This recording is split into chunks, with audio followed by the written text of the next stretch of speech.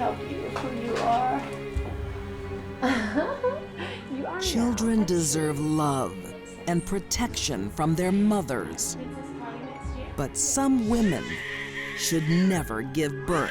Quiet! It's very, very hard for people to understand how a mother could kill her children, but it happens. A mom wants to possess her children at any cost. It's by far the most shocking crime I've covered in my career. A devout Christian mistakes delusions for divine messages. And the voices were telling her that this was not a place for her children to be.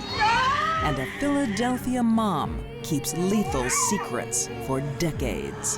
One death is horrible, a second death is suspicious, a third death is a crime. When these deadly women snap, it results in the murder of innocents.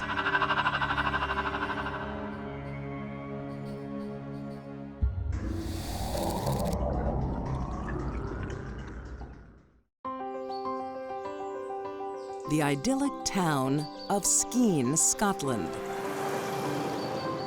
3 kids. Okay, 3 kids. It's the new home to American couple Teresa and Pasquale Riggy. They were the all-American couple who seemed to have it all. They moved because of his job to the United Kingdom in 1990, and thereafter, for a period of several years, were very happily married couple. They put down roots and start thinking about raising a family in Scotland. So do you know what the success rate for IVF is? But a natural pregnancy eludes them. They turn to IVF.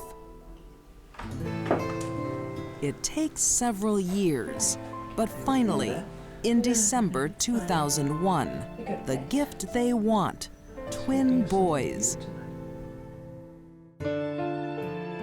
Friend Amber Siebold remembers the joy.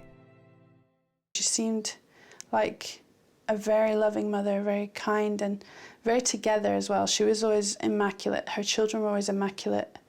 You know, they were always well fed. Teresa's besotted by her boys. She puts them before everyone else, even her husband. Teresa immediately banished her husband from their marital bed and brought the babies into the bed and slept with them there. Scotland and IVF turn out to be wonderfully fruitful for the Riggys. Pasquale is earning good money, and after 3 years, they have another child, daughter Cecilia. But Teresa's love for her children is starting to become an obsession. Princess party next year? Yeah. She didn't let her children socialize with anybody around them, largely keeping them inside the house. You want to have a princess party for your birthday? TV reporter James Matthews discovered it wasn't just the children staying indoors. She didn't engage with the outside world to any degree herself. It's very nice you're going to color that. Mom, why can't we go to school like other kids? Teresa didn't even trust the education department, insisting on homeschooling them. You're much safer here with me. She had talked about how she had had a hard time in high school, and that's why she wanted to homeschool her children. They need to interact with other kids. Why can't you see that? They're not going, and that's final! Obsessed with her children, Teresa leaves her husband out in the cold. I want a divorce. Pasquale now has little sway in the household. The two parents drift apart. She talked about, you know, their differences in sort of parenting from the beginning, and they just became her all as soon as they were there. So nobody else mattered anymore. Finally, Pasquale has enough. He moves out of the family home. Teresa reacts badly, not because her husband leaves her, but he now has visitation with their children for 4 hours every week. She was absolutely devastated. She just couldn't imagine even 4 hours a week without them. Teresa Riggy had among other things, a paranoid personality. No one is safe from Teresa's paranoia. I had an Easter party at my house that her and the children came to. She had little sort of locator things. Can we go now? So if she couldn't see them, she would just press the button and it would beep. If they were out of her sight for a second, she would be, "Where are you? Austin, where are you?" Luke? Just getting upset. Look what I found! Austin? Putting electronic tags on the kids was an example of the crazy thinking that was going on in her head.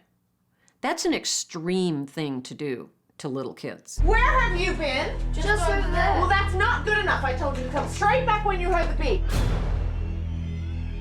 Alarmed by this sort of behavior, Pasquale decides he has to act. He petitions for full custody of all 3 children. Teresa could soon lose everything, but she has no intention of letting that happen.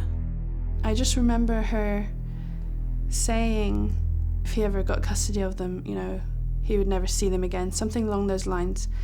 And what I really remember is her face, because it was like pure determination. You know, she wasn't gonna let that happen under any circumstances. 3 kids. Okay, 3 kids. When California couple Teresa and Pasquale Riggy first moved to Scotland, they wanted a family. And with some help from IVF, they now have one. They need to interact with other kids. Why But can't it's you see falling that? apart. Not going, and that's final. Teresa's obsessed with her children and won't let them out of her sight. You're so beautiful. Pasquale has moved out, and he files for full custody. The war of the Riggys is about to take a tragic turn. She phoned Pasquale Riggy at 11:30 at night Are you planning on taking the children away and from me? asked him, "Are you trying to take my children away from me?" His reply was, "Well, you've left me with no choice." And she said, Say goodbye then.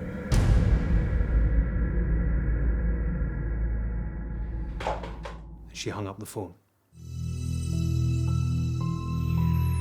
On August 4th, 2010, Teresa takes family law into her own hands.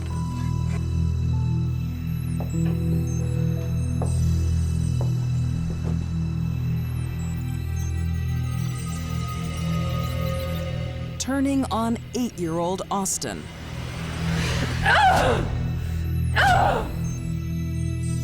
It is utterly shocking when you think about what these kids must have experienced, what they must have seen, and how desperate they must have felt.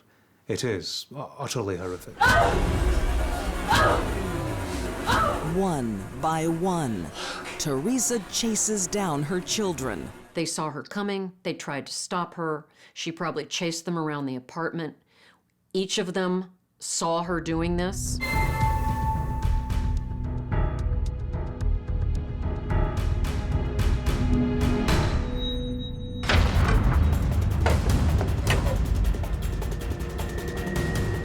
Each of the children was stabbed 8 times, mostly in the chest, but in other parts of their bodies, in the hands and on the arms.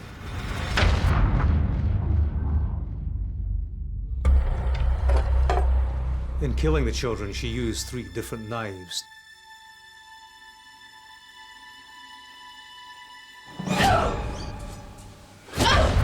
The last one to die saw their 2 siblings killed by her. It's one of the worst murder scenes I can think of. There was blood everywhere in the house, in the bathroom, in the kitchen, at the breakfast bar, on the oven hob. It was a scene of carnage. If Teresa couldn't have her children, nobody could. I think there was anger and revenge at Pasquale involved in how she killed her children. You think I'm not serious? Watch this. You think you can take my children? Watch this. This is a very, very deadly woman. But the senseless brutality isn't over. Teresa starts on herself. Slashing her throat a number of times, stabbing herself in the chest and abdomen. She's intent on dying with her children, but just can't seem to pull it off. There were 2 separate ligatures hanging from the second floor landing, one a dressing gown cord, the other a pair of hair straighteners. After unsuccessfully stabbing, then strangling herself, Teresa turns to fire. She then started an explosion in the house by disconnecting the gas hob. But still, Teresa is alive. She resorts to the apartment balcony. She was seen to climb on the railing by neighbours, swayed for around a minute, shouted, "I can't believe what's happening to me." My children! Don't jump! Oh, God! And then threw herself off that second floor balcony. But a car breaks her fall. Teresa is rushed to the hospital and survives. The small Scottish town of Skene is in disbelief. The family that kept to themselves has been decimated. To think about what that must have been like for them at their age, trying to understand why their mother, who they loved with all their hearts, was hurting them so badly. I can't begin to wrap my head around that. Teresa never planned to answer for her crimes. She thought she'd be dead. Number 1, she was diagnosed as being narcissistic. Number 2, she was diagnosed as being paranoid. And number 3, she was diagnosed with histrionic personality disorder. This is a condition in where the person thrives on extreme drama. Despite the diagnosis, Scottish authorities deemed Teresa competent to stand trial. She pleads guilty to 3 counts of culpable murder and is sentenced to 16 years. I think it wasn't long enough what she was sentenced to, because it wasn't even the sum total of how long they had lived. Teresa thought of her children as possessions, who she would rather destroy than share. She leaves a stricken husband and a community in shock. All Teresa has now are her deadly deeds. Teresa Riggy has never expressed any remorse. Psychiatrists who have examined her say that she continues to believe that God was calling her and her children home.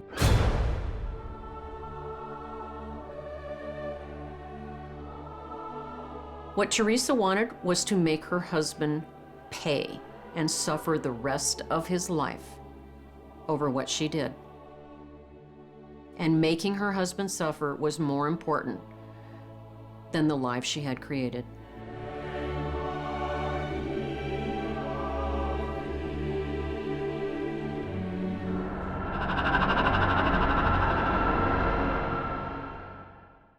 When a mother hears deluded messages This was a very ugly world. This was not a place for her children to be. about what's best for her children, She thought she was doing something good for her children. the unthinkable can happen. The voices tell the person horrible things about themselves, and it can make the individual very, very dangerous to other people. Setting the right example is important to Milwaukee mom Elise. In 1997, she runs a strict household, bringing up her 2 sons. Joe, 9, and John Jr., 8, to obey their parents and the Lord. May the Lord make us true. Her faith was probably the cornerstone of her life. She was devoutly religious, and she raised her children to be religious as well. 34-year-old Elise and her accountant husband, John, are respected and active members of their church community. They were heavily involved in the church. She was on church committees. She was a volunteer at church. She sang in the choir. She was known at the Catholic school where her sons, went as a good mother. Father. But all is not as it seems. Elise has a dark secret. She is a troubled soul who hears voices. Elise heard voices in her head, known as auditory hallucinations. That type of hallucination, voices, they're not fun, they're not kind. The voices tell the person horrible things about themselves and sometimes about other people. And the voices have a grim message for Elise. Her delusion was that she was a bad mother. She was psychotic. Elise believes the power of prayer will solve her problems. But faith alone can't help. She's suffering from a serious mental illness, schizophrenia. Schizophrenia and schizoaffective disorder, thought disorders, generally emerge when the individual is in their late teens to early to mid-20s. Elise appeared completely normal until she was in her mid-20s, and then the psychoses took over. When Elise's illness starts in the early 1990s, her concerned family insist she get medical help. Her struggles with mental illness became more visibly apparent. There was a brief hospitalization. She was seeing a psychiatrist, diagnosed with a socioaffective disorder, was placed on antipsychotic medication. Medication was clearly critical in order for her to function in society and to not be delusional.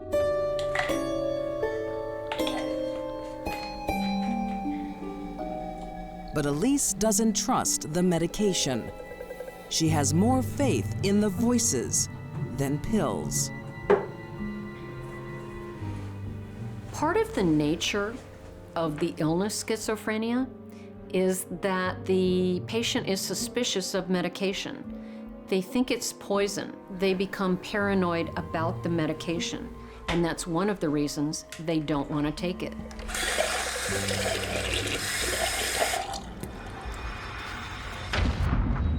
Elise's husband, John, does everything he can to support his wife.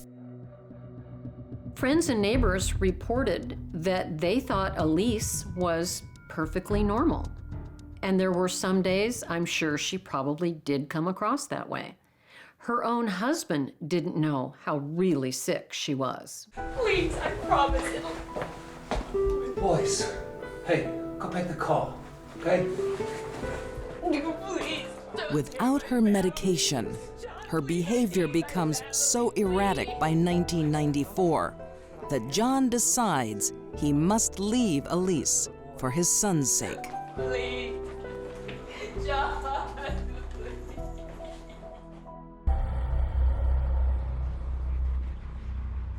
For a time, the boys had gone to live with their grandparents because of their mother's instability. So there were obviously signs of great trouble within the family and within the home.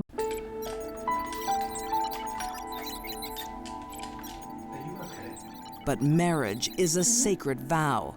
And after a year living apart, the devout Christians try again. Are you taking your pills? And Elise is taking her pills. I'm about to take one here. Do you want to? Sure. After they reunite, they had a couple of good years where it looked like the medication was working, the treatment was working, and that they would be a successful family after all. But soon Elise stops her meds, and the voices are back. Lord, I pray. These are very, very strong medications that do help, but they don't work if they're left in the bathroom. The meds have to be taken every day. But when this mom's not taking her pills, bad things will happen. Elise did not have a history of violence. She did not have a history of outbursts or anything that would indicate what would happen next. Don't listen to you. I don't listen. I'll try not to be. Milwaukee couple, Elise and John Ledvina, seem to have a good life with their 2 sons. The committed Christians are pillars of their local church. But Elise is fighting her own demons, schizophrenia. She stops taking her medication, and her delusions return. Elise didn't want to take the medication. She didn't like the way it made her feel. And this is typical of a lot of schizophrenics. They start taking the medication, and then they think, well, I'm well now. I don't need to take it. I can hear you. The voices are more controlling, and their message more chilling. And the voices were telling her that this was a very ugly world, that this was not a place for her children to be. So she's thinking about that. She's hearing these voices, and she's making a plan. August 26th, 1997. Elise washes up after the evening meal. Her 2 boys have gone their separate ways. 8-year-old John Jr. plugs into his asthma treatment machine in the basement. 9-year-old Joe retires to his room. This was an idyllic scene. It was sort of at first this normal middle American summer evening. But it's not. Elise believes she's receiving divine messages. Her religious faith spun into delusions at the time of the murder. Elise's delusion was that she had to kill the children so their souls would go to heaven. Apparently, her delusion also told her she needed to do it with a baseball bat. The most vulnerable child, little John, is attacked first. That 8-year-old boy probably never saw what was coming. He was taking his treatment when his mother came in there and started swinging that bat. He really didn't have a chance.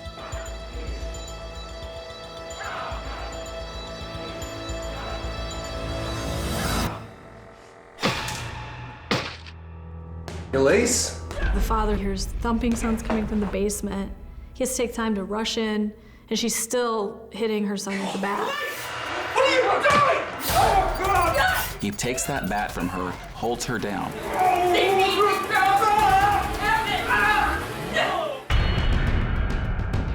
Struggling to hold on to his wife, John calls for help. While he was calling 911, she took the bat and rushed upstairs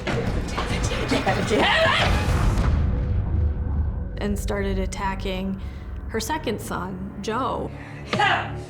Who would think, your mother who had just prepared dinner for you would suddenly try to murder you with a baseball bat. It doesn't get more horrific than that. For Elise, beating the boys with a baseball bat was a way to dispatch them to heaven. The blood didn't matter. This time, John manages to stop his wife. Both boys are rushed to the hospital. 8-year-old John Jr. can't be saved. He dies of skull fractures. He would have lost consciousness very rapidly. Death would have taken a matter of minutes after that. In all likelihood, he would have been dead 10 or 15 minutes later.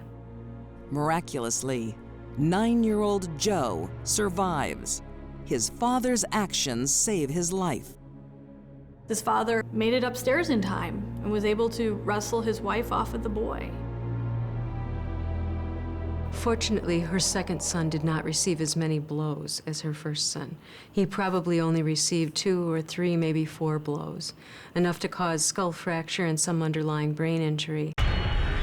There is no question about who commits these crimes.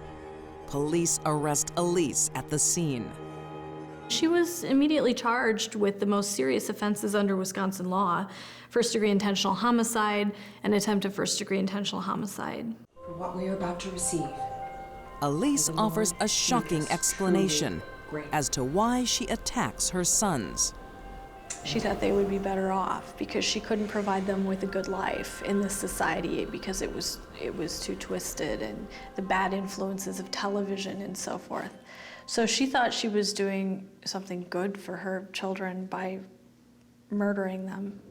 Lord, be with me. Lord. It's not unusual for people suffering with certain types of schizophrenia to believe that God is talking to them.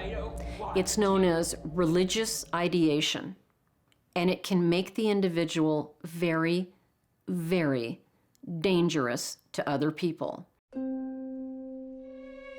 Elise is found criminally insane and is committed to a mental institution.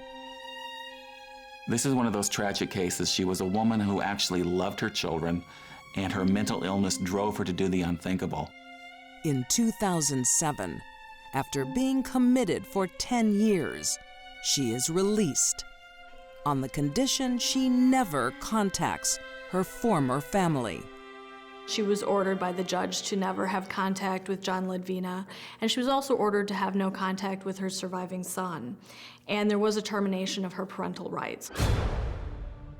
The court hears testimony from prominent psychiatrists that now Elise is medicated, she's stable. Her dangerous religious delusions, a thing of the past. But not everyone thinks justice has been served. As a member of the community, I'm disturbed that Elise Ledvina got out. And I think anyone who's capable of murdering their own child is always going to be, in some level, a threat to society.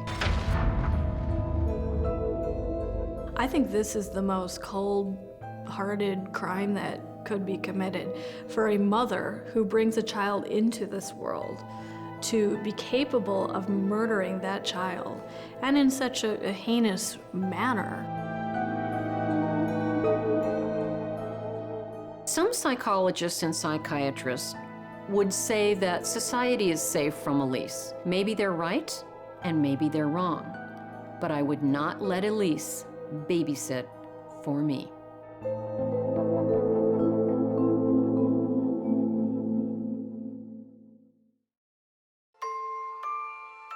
Having a family is one of life's greatest thrills. She had baby after baby after baby. For most new parents. They observe how distant Marino was. But not in this house. One death is horrible. A second death is suspicious. Shut up! A third death is a crime. Shut up! Imagine going blind overnight. In 1949, it happened to 20-year-old Philadelphia wife, Marie No. Her husband, Arthur, rushes her to the hospital. They're, of course, very freaked out, and they're trying to figure out what's going on because they see there's no physical reason for her to be blind. The doctors conclude Marie's blindness is caused by severe emotional stress. Marie suffered what is known as hysterical blindness. She would really become blind and not be able to see. But it was psychologically induced, a psychosomatic reaction to stress. It should be the happiest time of her life. 6 weeks earlier, Marie gives birth to their first child, Richard. But caring for a newborn is a struggle for the first-time mom. There were issues with vomiting, there were issues with underweight, there were issues with feeding. She had a hard time feeding her kids. She got very frustrated when they wouldn't eat. Things go from difficult to heartbreaking. Arthur returns home from work on April 7th to discover Richard's still body in his crib. Marie, he's not breathing. He lived for 31 days. A determination was made by the hospital that he died from congestive heart failure. Losing a child is a parent's worst nightmare. Doctors believe the psychological trauma brings on Marie's blindness.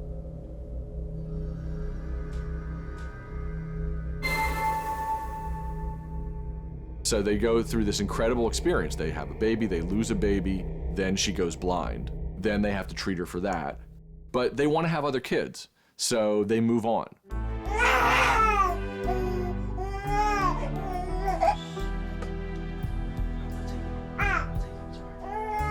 Marie's vision soon returns, and 18 months later, the couple is blessed with a second child, a healthy little girl, Elizabeth. Arthur is delighted. Having a family is his dream. But Marie still finds motherhood difficult. Marino was a simple-minded, uneducated, probably an immature adult. I believe she was unable to be a mother. When baby Elizabeth becomes ill, Marie makes frantic calls for help. Thank you. Hurry, please hurry. When Elizabeth was 5 months old, Marie started having interactions with doctors and hospitals again. Please, I need some help. She claimed that she found her vomiting blood. Blood everywhere. And during a course of a number of backs and forth with the doctor, she was found and brought dead to a hospital.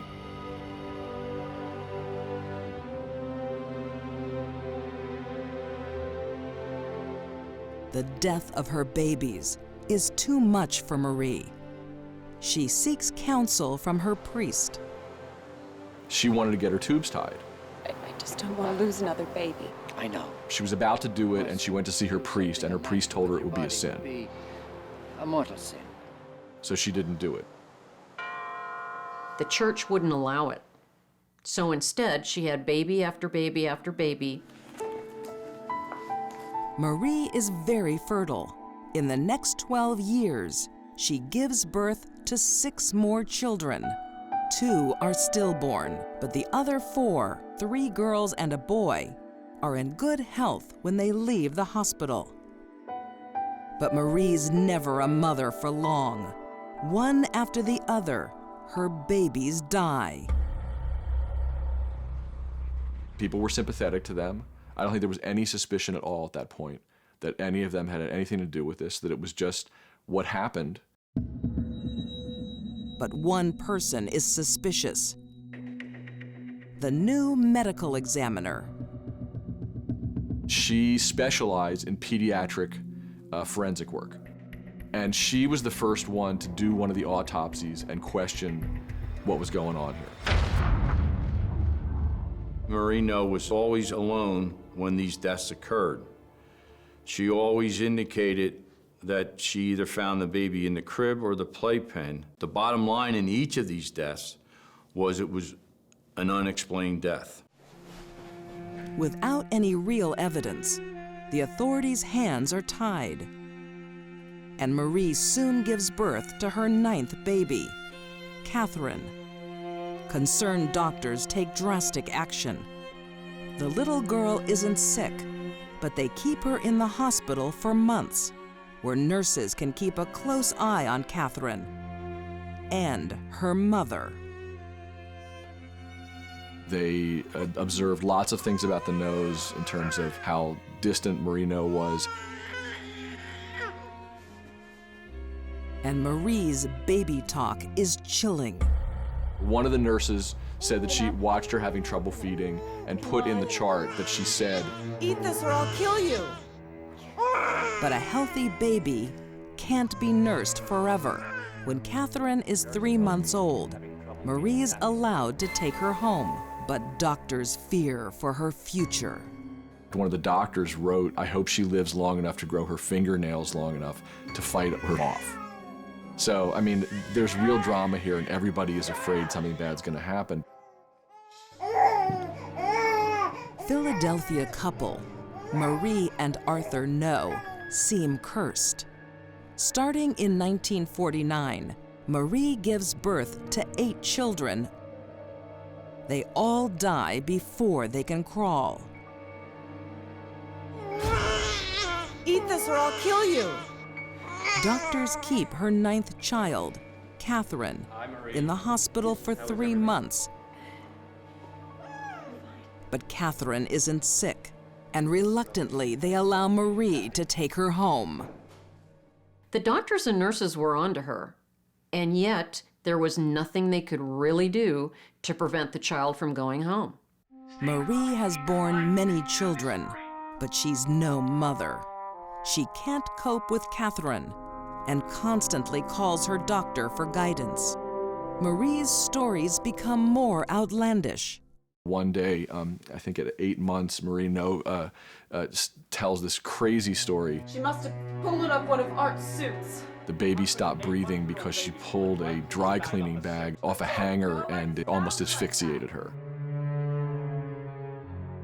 Catherine survives the incident, but doesn't live for long. On the morning of February 25th, 1966, she's home alone with Mom when she dies in her crib. She lived for 14 months. She was a real kid. People knew her, people played with her, the family got to know her. The news devastates the hospital staff that tried so hard to protect Catherine. It was heartbreaking for everybody when they were unable to save her.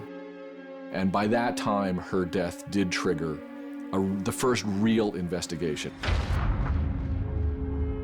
Within hours, the investigators from the medical examiner's office were there to interview the Noes as if they were possible suspects. But investigators can't find any sign of foul play, and no charges are filed. Catherine's death is put down to a tragic reality of the times. No one had the slightest idea why kids died at that time. It was all speculation. The rules for how kids died were being changed like every week. The following year, the unthinkable happens. Marie gives birth to baby number 10, Arthur Jr. Obviously, everybody was scared to death by this point. They were under investigation. They didn't know how suspected they were by this point. And so again, the baby was kept in the hospital for a really long time, as long as they could. Medical staff are shocked that Marie and Arthur only visit their son twice in the hospital. It's no surprise to me that when Marie and Art's last child was hospitalized for 3 months, that Marie only visited twice. Marie never wanted to be a mother. Only weeks after baby Arthur goes home, the cycle of near-death incidents begin. The reasons why the babies weren't breathing were getting sort of more and more ridiculous. The family cat had smothered the baby's face, and so she had to bring the baby in because that's why the baby wasn't breathing. That's almost like a joke. But Arthur's death is no laughing matter. He passes away on January 2nd, 1968. Again, the minute he died, the medical examiner's office was again investigating this case. Quiet! But the investigation goes nowhere and is dropped. For 30 years, the deaths remain a mystery, until journalist Stephen Fried hears of a very similar case of baby deaths that was proven to be murder. He starts digging into Marie's life. When we were trying to convince people why this 30-year-old case should be reopened, the only explanation for it was that 8 kids had died without any justice. The case is reopened, and in the 1990s, a lot more is known about the psychological makeup of mothers who kill. Marie No fits their profile to a T. She was a woman indicative of many of the traits of people that commit infanticide. Primitive, psychologically inept person who couldn't be a mother and decided to end the lives of her children.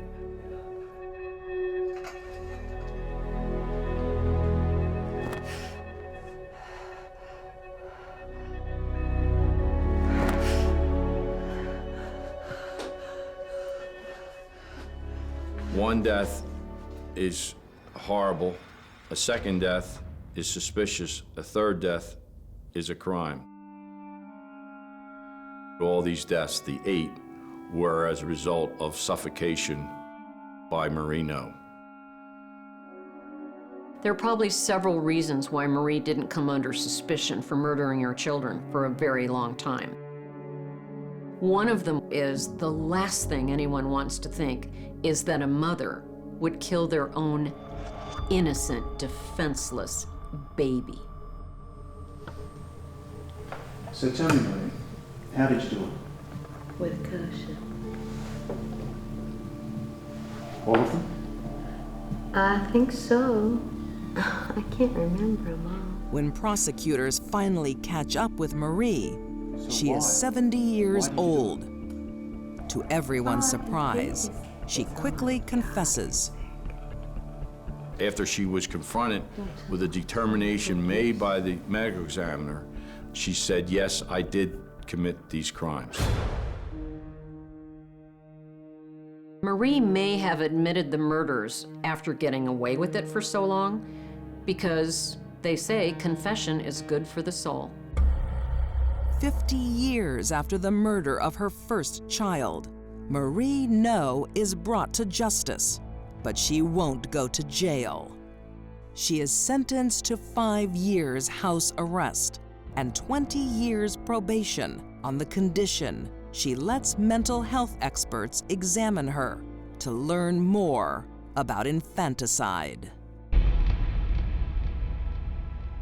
Her devoted husband, Arthur, still doesn't believe she's guilty. He made it very clear that he never would have stayed with somebody for all that time if he had the slightest doubt. I can understand that love is blind, but I also understand that for Art to really admit to himself that his wife murdered their children would have been an unbearable truth.